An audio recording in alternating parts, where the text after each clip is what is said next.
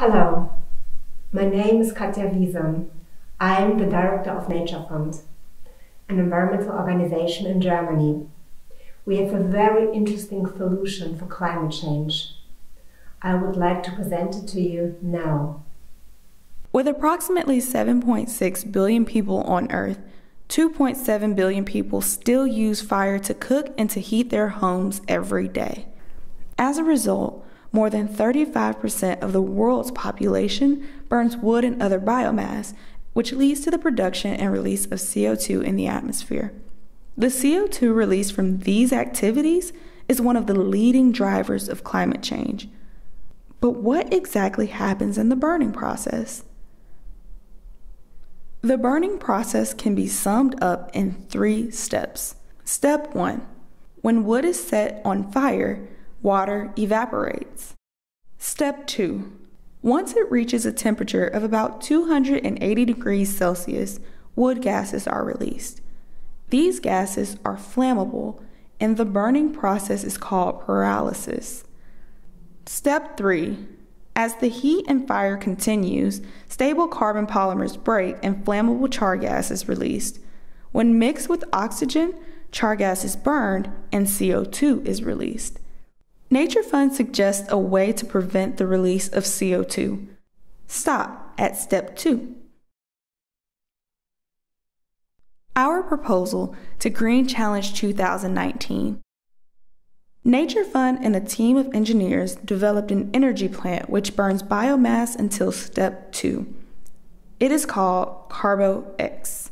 CarboX is an energy plant that uses wood gas only for energy production. It can burn any kind of biomass like wood chips, tree cuttings, and more. With burning biomass, CarboX generates energy to heat houses and support electricity. CarboX has very little CO2 emissions because most of the carbon is retained as biochar. The byproduct biochar can be stored in the soil for centuries. Few people know that microorganisms in the soil love biochar. They start to build up humus, thus storing even more carbon in the soil. The more humus, the higher the fertility of the soil, the better the plant growth. More carbon is stored in the plants and in the ground. We have to solve one last issue.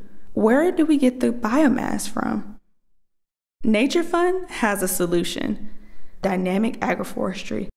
This innovative method imitates nature and creates a living plant system with an abundance of species like trees, bushes, grains, and other cultured bioproducts on a common field.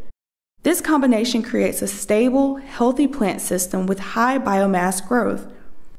So essentially, the biomass that's needed to feed CarboX would come from the fields that use the dynamic agroforestry cultivation method. In summary, start producing energy with CarboX. Use the byproduct biochar to support humus buildup in the soil. Implement dynamic agroforestry on farmland and other areas. Initiate high biomass growth, which can be used for CarboX.